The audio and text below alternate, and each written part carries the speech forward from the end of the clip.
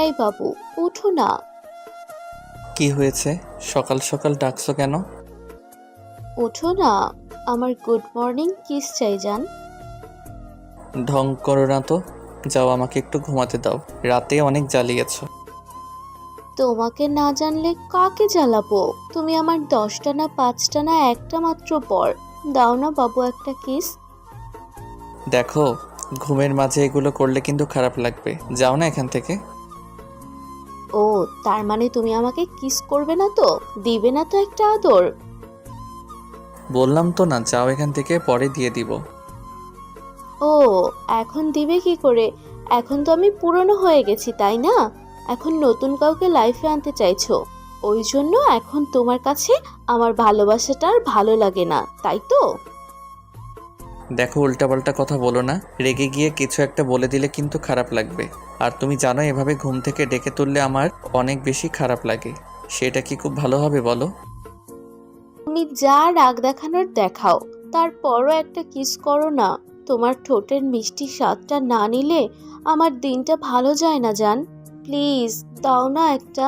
বিয়ের দিনই তো বলেছিলাম প্রত্যেকদিন সকালে আমাকে কিস করতে হবে, সেটাও করবে না? দেখো, এখনো ব্রাশ করিনি। এখন যদি কিস করি তাহলে তোমার মুখে গন্ধ যাবে। তুমি তো জানো, ব্রাশ না করলে গন্ধ লাগে, পচা গন্ধ বের হয়। সেটা কি তুমি সহ্য করতে পারবে? আমি জানি কিস না করার ধান্দা করছো, তাই না? এখন পাগলামি না করে আমাকে কিস দাও। আমিও সবকিছু জানি না, যেটা হবার হবে, আমার কিস লাগবেই। আচ্ছা পাগল তো তুমি, এত ঝামেলা করছো কেন? যাও না এখান থেকে। এত বেশি ডিস্টার্ব করলে কিন্তু খারাপ লাগবে। তারপর ভুলভাল কিছু একটা বলে দিলে তখন তোমারই কষ্ট হবে। ও, তার মানে তুমি আমাকে আদর দিবে না তো? আচ্ছা ঠিক আছে, দিতে হবে না। তুমি রাতে আমাকে কাছে টেনে নেওয়ার চেষ্টা করো, দেখি তোমার কাছে কে আছে। একটু তোমাকে ভালোবাসতে দিবে না? আর আদর করা তো দূরে থাক। কে তোমাকে রাতে কাছে টেনে নিতে চাইবে? আমি কি পাগল নাকি? আমার মাথা খারাপ যে আমি তোমাকে জোর করে কাছে টেনে নিতে চাইবো? কখনোই না। চিন্তা না করে এখন এখান থেকে যাও। তার মানে তুমি আমাকে ভালোবাসো না তো? আচ্ছা ঠিক আছে, বাসতে হবে না। তুমি আমাকে একটুও ভালোবাসো না, তাই না? সাকিব সামিয়া কথাতে কোনো উত্তর না দিয়ে বালিশের উল্টো পাশ ফিরে সামিয়া বেশ কিছুক্ষণ তাকিয়ে রইল। ওর বেশ খারাপ লাগছে যে সাকিব প্রত্যেক দিন সকালে উঠে এরকম বাচ্চামি করে।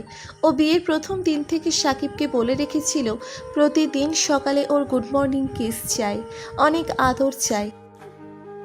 কালকে রাত্রে সামিয়াকে অনেক আদর করেছে, যার জন্য এখন ভালো লাগছে না, ঘুমাতে ইচ্ছে করছে, ক্লান্ত লাগছে। তারপরও সামিয়া পাগলামি করছে, যার জন্য সাকিব আর কোনো সুযোগ দিল না। কিন্তু সামিয়ার বেশ খারাপ লাগলো এই বিষয়টা ভেবেই। সামিয়া নিচে চলে আসলো। তারপর অফিস টাইম হতেই সাকিবের অ্যালার্মটা বাজতে তো তাড়াহুড়ো করে উঠে গোসল করে নিল। তারপর রেডি হয়ে নিচে আসতেই দেখলো সামিয়া টেবিলের খাবার সাজাচ্ছে। সাকিব গিয়ে খেতে বসলে সামিয়া ওকে বের করে দিল, নিচে বসলো না। তারপরও সাকিব সামিয়া একটা বারও খেতে বলল না। সামিয়ার খারাপ লাগাটা আরও বেড়ে গেল। তারপর খেয়ে বেরিয়ে গেল। যাওয়ার সময় একটা বার ওকে বলে গেল না অফিসে যাচ্ছে।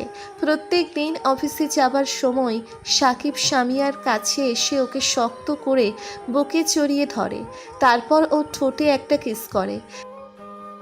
কিন্তু আজকে সেটার কিছুই করলো না, যার জন্য না খেয়ে মন খারাপ করে রুমে গেল। সামিয়া জানে না সাকিব আজকে এমন কেন করছে।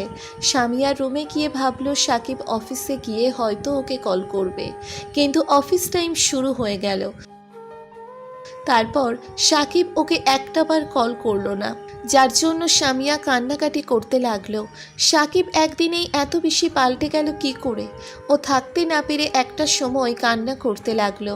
তো দুপুরের দিকে খাবার সময় হয়ে আসলে যখন সামিয়া নিচে যাচ্ছিল না আর খাবার জন্যে যখন আব্বু আম্মুকে ডাকলো না, তখন আম্মু ভাবলো সামিয়ার শরীর খারাপ করলো কিনা, তাই রুমে আসলো। দেখলো সামিয়া শুয়ে শুয়ে কান্না করছে। আম্মু তাড়াহুড়ো করে এসে ওর মাথায় হাত রেখে সামিয়া উঠে বসলো। তারপর আম্মুকে দেখে চোখ জোড়া মুছে নিতেই আম্মু বলতে লাগলো, থাক মামুনি, আমার থেকে আর কিছু লুকাতে হবে না। কি হয়েছে আমাকে বলো, কি জন্যে এভাবে কান্নাকাটি করছো? সাকিব কিছু বলেছে নাকি ইগনোর করেছে তোমাকে? না, আম্মু কিছু বলেনি তোমার ছেলে। আসলে খারাপ লাগছিল। আব্বু আম্মুর কথা মনে পড়েছিল। ওই জন্য এভাবে খারাপ লাগছে। তুমি প্লিজ ওকে কিছু বলো না। আমি খুব ভালো করে জানি সাকিব তোমার সাথে কোনো মিসবিহেভ করেছে। আমাকে বলো, তাছাড়া ও যদি তোমার উপর রাগ অভিমান না দেখায় তাহলে তুমি এইভাবে কান্না করতে না। আমি সেটা খুব ভালো করেই জানি। আম্মু প্লিজ তুমি ওনাকে কিছু বলো না। ওর কোনো দোষ নেই। ও কিছু করেনি। সব দোষ আমার। আমি বুঝতে পারি না, খালি বেশি বেশি পাগলামি করে ফেলি। ওই জন্যই হয়তো আমার পাগলামিটাও সহ্য করতে পারে না, যার জন্য আমি এমন করে আমাকে দূরে সরিয়ে নিতে চাই। কি হয়েছে মামুনি, সেটা তো বলবে। এভাবে রাগ অভিমান দেখিয়ে বসে না থেকে আমাকে বলো কি হয়েছে, কি জন্য এইভাবে তোমার রাগ হয়েছে। সামিয়া সকালে সব ঘটনা খুলে বলল। সব শোনার পর আম্মু কিছুক্ষণ ওর মুখের দিকে তাকিয়ে রইল। সামিয়া কান্না করতে লাগলো। তারপর যখন বুঝতে পারল সামিয়া সেই সকাল থেকে না খেয়ে আছে, তখন আম্মু বলতে লাগলো। দেখো মামুনি, স্বামী একটু ওরকম হতেই পারে, তাই বলে এইভাবে কষ্ট পেতে হবে, কান্নাকাটি করতে হবে সেটা নয়। স্বামীকে সবসময় আঁচলে বেঁধে রাখতে হয়, না হলে অন্য মেয়েদের মায়ায় পড়ে গেলে তখন কিন্তু তোমাকে কাঁদতে হবে। তাই বলে কি তুমি রাগ না করে ওর জন্য দুপুরে খাবার নিয়ে যাও, আর গিয়ে ওকে আচ্ছা করে বকা দিবে, ওকে নিজ হাতে খাইয়ে দিবে। দেখবে ও আর তোমার উপর এরকম অবহেলা করতে পারবে না। আর তুমি রাগ দেখিয়ে বলবে তুমি ওর জন্য না খেয়ে আছো। আমি ওকে ফোন করে সবটা বলে দিব। দেখবে আর যদি কোনো রাগ অভিমান থেকে থাকে তাহলে সবটা ভুলে যাবে। এখন এরকম পাগলামি না করে যাও, ওর জন্য খাবার নিয়ে অফিসে যাও। আম্মুর কথাতে সামিয়া ভাবল সাকিবকে অফিসে গিয়ে বকে দিবে। ও তাড়াহুড়ো করে উঠে গিয়ে সুন্দর করে সেজে তারপর খাবার নিয়ে ড্রাইভারের সাথে অফিসে চলে আসলো। অন্যদিকে সাকিব লাঞ্চ করতে যায়নি, সেটা পিয়নের থেকে জেনে নিল। তারপর যখনই সাকিবের কেবিনের সামনে আসলো বুঝতে পারল কারোর সাথে কথা বলছে। সামিয়া কোনো অনুমতি না নিয়ে যখনই ভিতরে ঢুকলো তখন এমন কিছু দেখলো যার জন্যে ও কখনো প্রস্তুতিই ছিল না। সাকিব একটা মেয়েকে কিস করছে, এমন কিছু দেখে সামিয়ার চোখ দিয়ে আপনা আপনি পানি পড়তে আরম্ভ হলো। নিমেষের মধ্যে ওর বুকের ভিতর দুমড়ে মুচড়ে গেল, সাথে সাথে ওর হাত থেকে খাবারগুলো পড়ে গেল। সামিয়া ফুপিয়ে কান্না করে উঠল।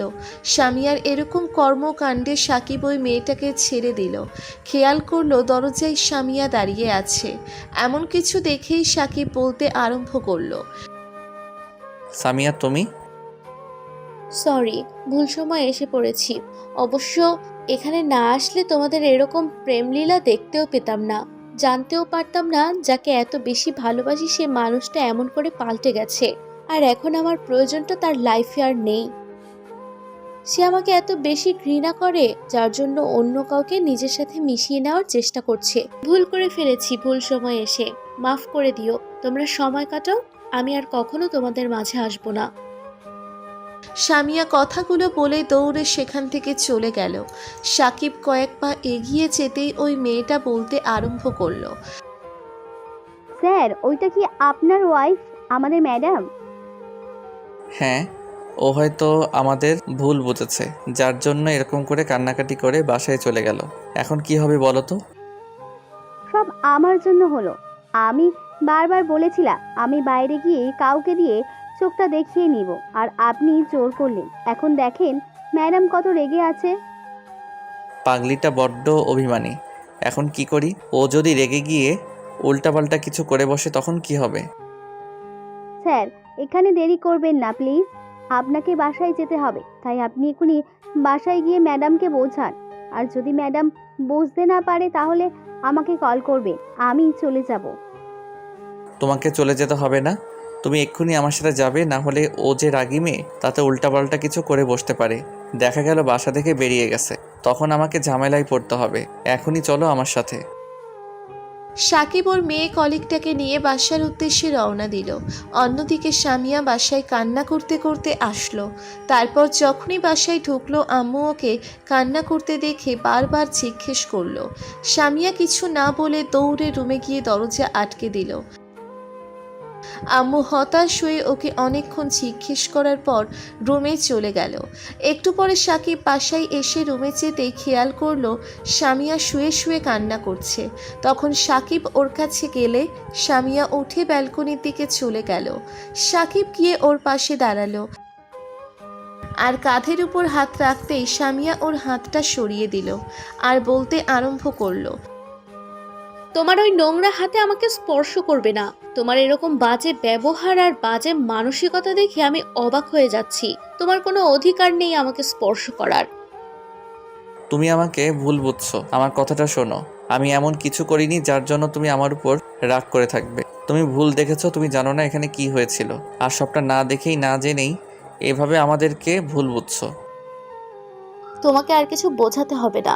মানুষ নিজের চোখে যেটা দেখে সেটা ভুল। তুমি আমাকে আর কি বোঝাবে বলো? আমি যা দেখেছি নিজের চোখে দেখেছি। এখন আর কিছু আমাকে বোঝাতে হবে না। আমি অনেকটাই বুঝে নিয়েছি। আজকের পর থেকে তুমি যেমন পাল্টে গিয়েছো, আমিও ঠিক তেমন করেই পাল্টে যাব।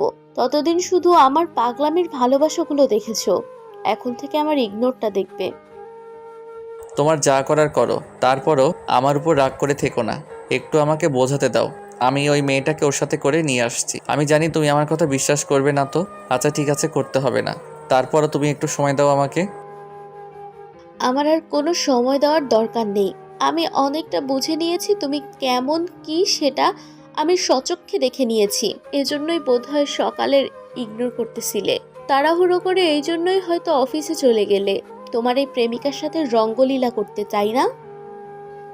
সাকিব কিছুতে সামিয়াকে বোঝাতে পারছিল না, যার জন্য একটা সময় আর রাগটাকে কন্ট্রোল করতে না পেরে কষিয়ে ওর গালে একটা থাপ্পড় মারলো আর বলতে আরম্ভ করলো, এই তুমি আমাকে ভালোবাসো? এই তোমার ভালোবাসার প্রতি বিশ্বাস? তুমি কি করে ভাবলে যাকে এত বেশি পছন্দ করেছিলাম, আম্মু যাকে নিজের মেয়ের মতো ভাবে, তাকে আমি কষ্ট দিব? আর 10টা ছেলের সাথে তুমি আমাকে গুলিয়ে ফেললে, আর শেষ পর্যন্ত আমার চরিত্র নিয়ে কথা তুললে। নিজের স্বামীকে তুমি এইটুকু বিশ্বাস করতে পারো না, আর তুমি বলো আমাকে ভালোবাসো? আরে ভালোবাসার মধ্যে সবচেয়ে বড় জিনিসটা হচ্ছে বিশ্বাস, আর সেই বিশ্বাসটুকু তুমি আমাকে করতে পারোনি। আর বারবার বলো তুমি আমাকে ভালোবাসো। যে বিশ্বাসটা তুমি আমাকে করতে পারোনি, তাহলে কিসের ভালোবাসলে তুমি আমাকে? এর মাঝেই ওই মেয়ে কলিগটা রুমে ঢুকলো। তারপর ওকে রাগান্বিত অবস্থায় কথা বলতে দেখে ও বলতে লাগলো, স্যার আপনি শান্ত হন, আমি ম্যাডামকে বুঝিয়ে বলছি। ম্যাডাম দেখেন, আমরা যেটা করছিলাম সেটাতে আপনার বোঝার ভুল ছিল। আসলে আমার চোখে কিছু একটা পড়েছিল আর স্যার সেটা দেখছিল। আমি বারবার বারণ করেছি যে এভাবে কেউ দেখলে ফেললে ভুল বুঝবে, কিন্তু স্যার শোনেনি। আর আমি জানি আপনি আমার মুখের কথা বিশ্বাস করবেন না, ওই জন্য স্যারের রুমের সিসিটিভি ফুটেজটা আমি নিয়ে এসেছি। আপনি একটু দেখেন, তাহলে বুঝতে পারবেন যে আমরা কোনো অন্যায় কাজ করিনি কিংবা স্যার আপনাকে কোনোভাবে ঠকায়নি। মেয়েটা কথাটা বলেই ওর ফোন থেকে তখনকার ওই ঘটনার সিসিটিভি ফুটেজটা দেখালো। তারপর সামিয়া বেশ কিছুক্ষণ চুপ করে রইল। তখন মেয়েটা বলতে লাগলো, ম্যাডাম স্যার আপনাকে অনেক বেশি ভালোবাসে, যার জন্য সবসময় আপনার কথাই বলে থাকে। বলে আপনি ওনাকে অনেক বেশি ভালোবাসে, যার জন্য আপনাকে কখনো উনি কষ্ট দিতে চায় না, যার জন্য আপনি যেটা বলেন সেটাই করে। আজকে সকালে যে আপনাকে এভাবে ইগনোর করেছে সেটার কথাও বলেছিল। আর তখনই আমার চোখে কিছু একটা পড়ে, আর তারপর আপনি গিয়ে সেটা এভাবে আমাদের দেখে ফেলেন। আমার জন্য স্যারকে আপনি ভুল বুঝলে মাফ করে দিবেন ম্যাডাম। আমি বুঝতে পারিনি আপনাদের মাঝে এভাবে ঝামেলা হবে। মেয়েটা কথাগুলো বলে চলে গেলে সাকিব বেশ কিছুক্ষণ ওর চোখের দিকে তাকিয়ে থেকে বলতে থাকলো, অনেক ভালো প্রতিদান দিলে আমার ভালোবাসার। সামান্য বিশ্বাসটুকু তুমি আমাকে করতে পারলে না, আর তুমি বলো তুমি নাকি আমাকে ভালোবাসো। এই তোমার ভালোবাসা? আজকে নতুন করে বুঝে গেলাম তুমি আমাকে কতটুকু ভালোবাসো। আচ্ছা ঠিক আছে, এখন থেকে শুধু তুমি আমার ইগনোরটাই দেখবে। আজকে সবার সামনে তুমি আমাকে যেটা সাজালে সেটাই এখন থেকে আমি করে দেখাবো। সাকিব কথাগুলো বলে চলে যেতে গেলে সামিয়া হুটহাট করে ওকে পিছন থেকে খুব শক্ত করে জড়িয়ে ধরল আর ফুপিয়ে কান্না করে উঠল, বলতে লাগলো, বাবু প্লিজ এরকম কিছু করো না। আমি ভুল করেছি তোমাকে ভুল বুঝে। আমি ওরকম করে দেখলে কি বুঝবো বলো? ওইভাবে যদি তুমি আমাকে অন্য কারোর সাথে দেখতে তাহলে কি তুমি সেটা বিশ্বাস করতে না বলো? আমি তো ভুল জায়গাতে তোমাদের ভুলভাবে দেখে ফেলেছি। কিছু সময় যে চোখের দেখা ভুল হতে পারে আজকে সেটা আমি বুঝতে পারলাম। আমি আর কখনো এরকম ভুল করব না। তোমাকে আর কখনো এরকম করে ডিস্টার্বও করব না, জ্বালাবো না তোমাকে। তোমার যখন খুশি আমাকে ভালোবেসে নিজের করে নিও, তারপরও এসব কিছু করো না। আমি সেটা সহ্য করতে পারবো না, সত্যিই মরে যাব। তোমার ইগনোরটা যে আমি নিতে পারি না কলিজা, প্লিজ এরকম কিছু করো না। সাকিব এবার সামিয়াকে ছাড়িয়ে নিয়ে বুকের সাথে জড়িয়ে ধরে বলতে লাগলো, জানো আমি কতটা কষ্ট পেয়েছি তুমি এসব কথা বলাতে। এটাই ভাবতে খারাপ লাগছে যে তুমি আমাকে বিশ্বাস করো না, এত বেশি অবিশ্বাস করো। বললাম তো সরি, আর কখনো এরকম হবে না। আমি বুঝতে পারিনি আমার কলিজাটা আমাকে এত ভালোবাসে, যার জন্য একটুও কষ্ট দিতে চাই না। আমাদের ভিডিওটি কেমন লেগেছে তা কমেন্ট করে জানাতে ভুলবেন না। আর ভিডিওটি যদি ভালো লেগে থাকে তাহলে একটি লাইক করুন আর সাবস্ক্রাইব করে আমাদের পাশেই থাকুন। ধন্যবাদ সবাইকে আমাদের পাশে থাকার জন্য। আল্লাহ হাফেজ।